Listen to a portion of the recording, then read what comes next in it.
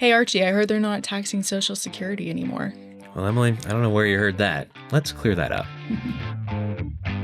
I'm Archie Hoxton. And I'm Rob Hoxton. And this is Last Paycheck, weekly wisdom to help you retire and stay that way. Welcome back to the Last Paycheck Podcast. We're your hosts, Archie Hoxton and Emily Leslie. And today, we're going to be revisiting our last episode. This is kind of part 2 on the one big, beautiful bill and some of the specific tax changes that are included in it. And there's some interesting nuggets. If you're just listening to this, I'd recommend going back and checking out the first episode where we cover everything from the child tax credit changes, taxes on tips, auto loan interest deduction, and the new Trump accounts. Go check that out and then come back for part 2. So, and for those of you all who are just tuning in for the first time, Emily Leslie is one of our advisors here at Hoxton Planning and Management. She's joining us on the podcast for these couple episodes to talk about the big, beautiful bill and the tax changes, which may be relevant to you. So I think the first thing, just to kind of go back to the basics, this bill, one of the big things that it does is it just makes the 2017 Tax Cuts and Jobs Act, the big chunk of that becomes permanent, right? The tax brackets that were lowered from before, that's permanent. And the higher standard deduction, it was basically doubled back in 2017. That's permanent, and many other things. So that's sort of the big thing. As financial planners, we were waiting to see, okay, is it going to sunset? Yeah. Is it going to continue on? So, and that posed a planning challenge. How do you plan for future taxes? It was difficult. When you've got this sort of... It's up in the air. Yeah. Yeah. Exactly. Yeah. So we're going to talk about a couple things. But first, last episode, we kind of forgot, we did taxes on tips, the changes there. We forgot about the overtime piece, which is another big change that was really popular during campaign season. So it's pretty much the same, isn't it? Yeah, it's really similar to the tax on tips. So it's another above the line deduction. It's only going on from 2025, 2028, and the deduction cap is $25,000. And it's the same phase out range, so $300,000 married filing jointly. Yeah, so if you're earning $300,000 or more, this kind of starts to phase out for you. Yeah. But if you're below that, this could be huge. I mean, you think about if you're working overtime, a lot of times overtime, you get a little bit of extra pay. And maybe you get time and a half or time and a quarter or something like that. Yep. Add this on top. And if you're working a lot of overtime, working really hard, this is a nice benefit to put more money in your pocket for all that hard work. So I think this is a cool idea. Yeah, I think it's a really cool idea. But again, there are limits and rules around it. So make sure to familiarize yourself. We're kind of staying high level in this podcast. Yeah. So another big one, and this is really more relevant to retirees, but if you've heard, no tax on Social Security, that's kind of been floating around. That's not really true. It's not true. So there's no change to the way Social Security is taxed.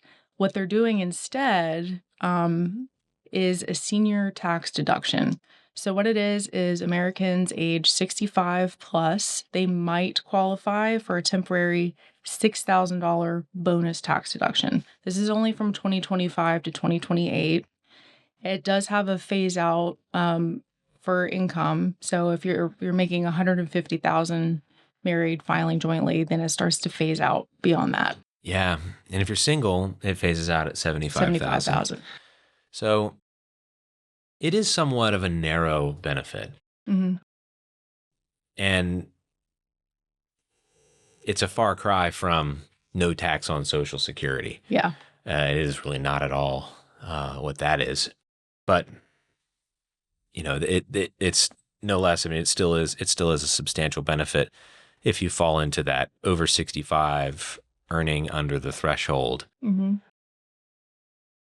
that category. So, but if you are, like many retirees, you don't have much income outside of Social Security and your taxes are really low or even nothing at all, you don't pay any taxes after the standard deduction, then it's not really of any benefit to you.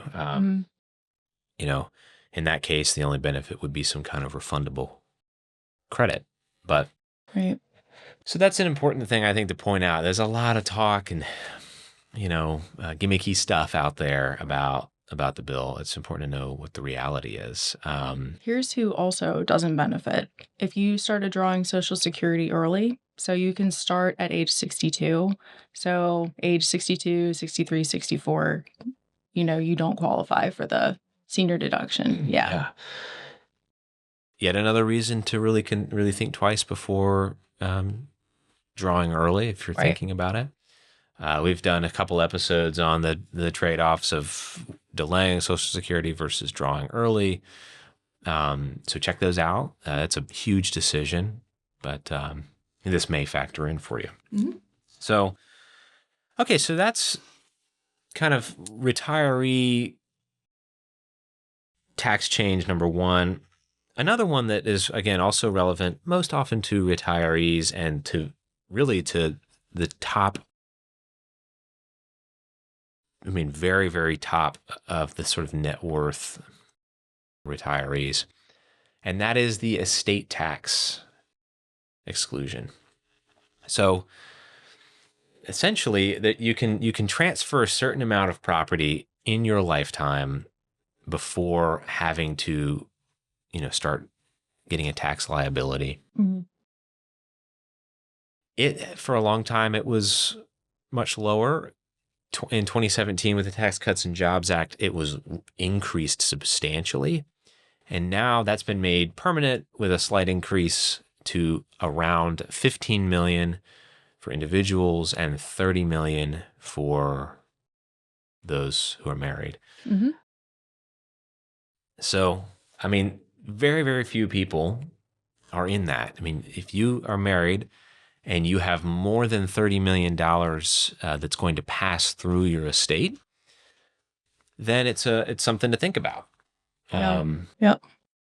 If not, right, this was just made permanent, so, it makes planning much easier. And so for the vast majority of us, it's not going to be an issue. If you just won the lottery, might want to think about it. Yeah.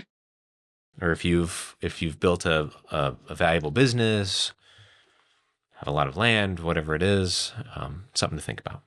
Yeah. And by the way, when we say that the changes are permanent, what we mean is it would take an act of Congress to change the law again. So they're not going to sunset at any time or expire. Right. Yeah. Because that was the key with 2017. Yeah. It was automatically expiring in 2026, unless, again, act of Congress makes it permanent. So it takes another act of Congress. Exactly.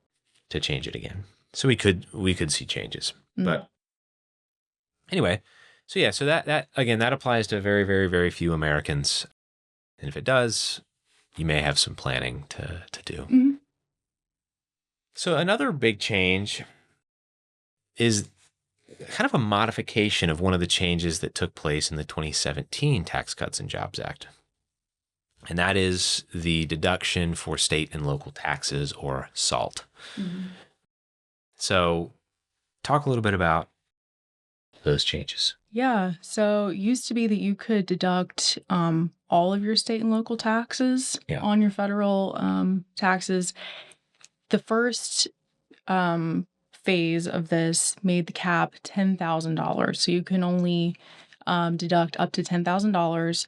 And that was in 2017. That was in 2017, yeah. And now they're expanding that a little bit. So they raised it to $40,000. Yeah. It'll revert back in 5 years. And it's really important to note that it starts to phase out when you make more than $500,000. Yeah. Yeah. It phases out fairly quickly. Yeah.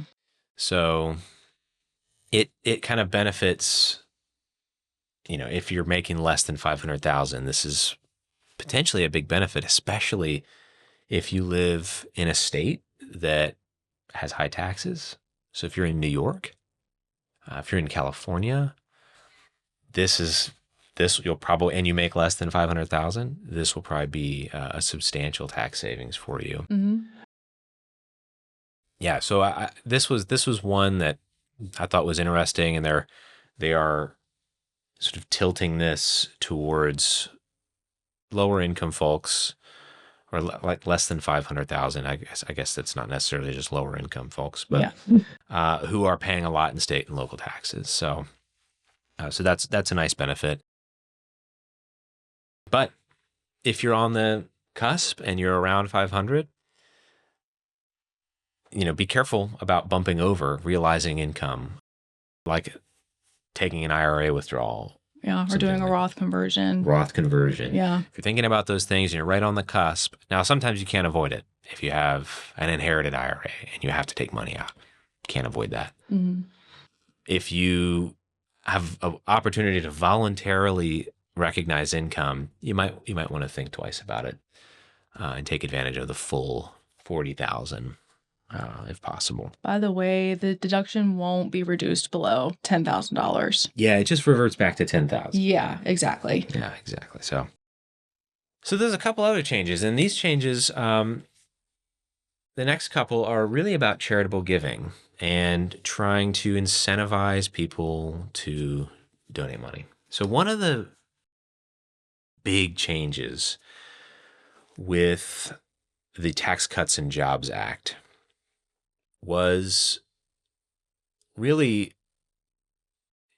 kind of a restriction of the tax benefits of charitable giving for most people, to where if you're going to take a deduction for charitable giving, it has to be an itemized deduction. And most people, with the standard deduction being as high as it is, right, that wiped out their ability to take itemized deductions, right?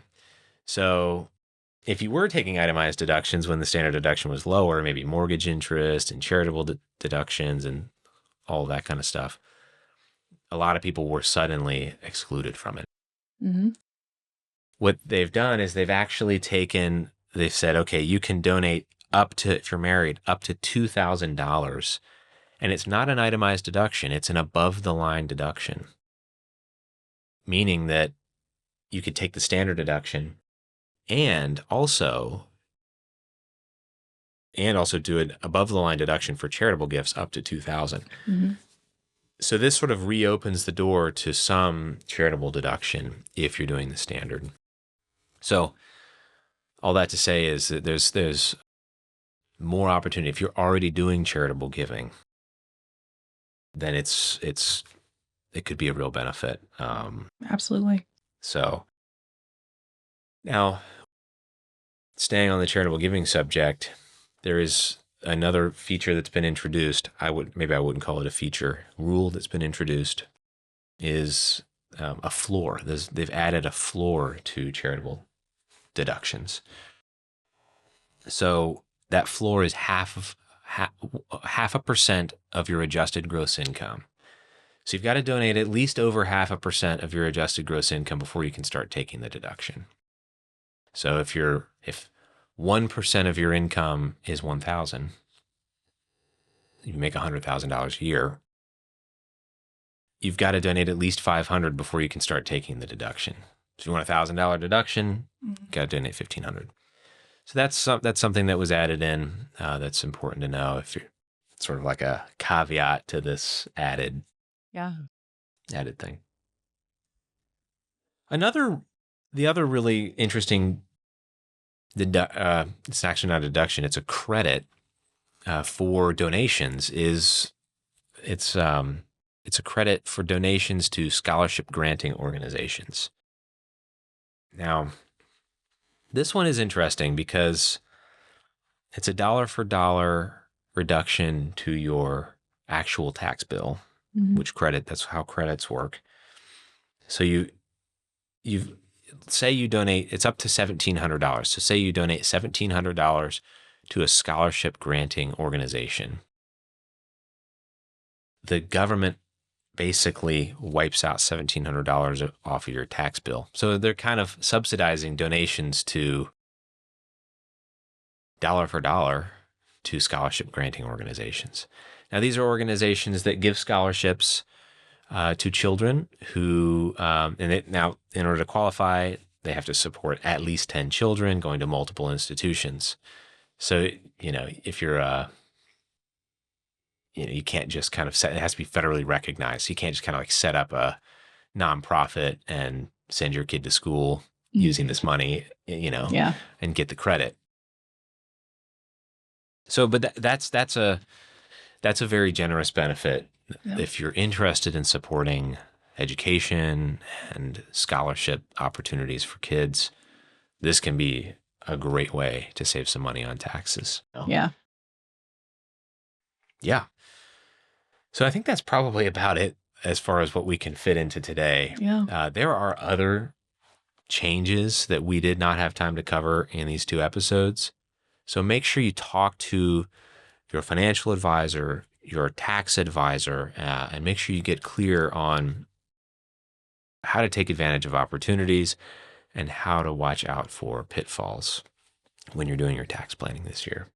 So, like I said, that's about all we've got for today. So if you like the video, give us a thumbs up, leave us a comment with any thoughts or questions or ideas for episodes. Share it with your family and friends, and make sure to subscribe. So with that, we'll look forward to seeing you next time.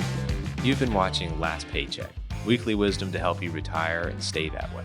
If you like this show, be sure to hit like and subscribe. Last Paycheck is available anywhere you get your podcasts.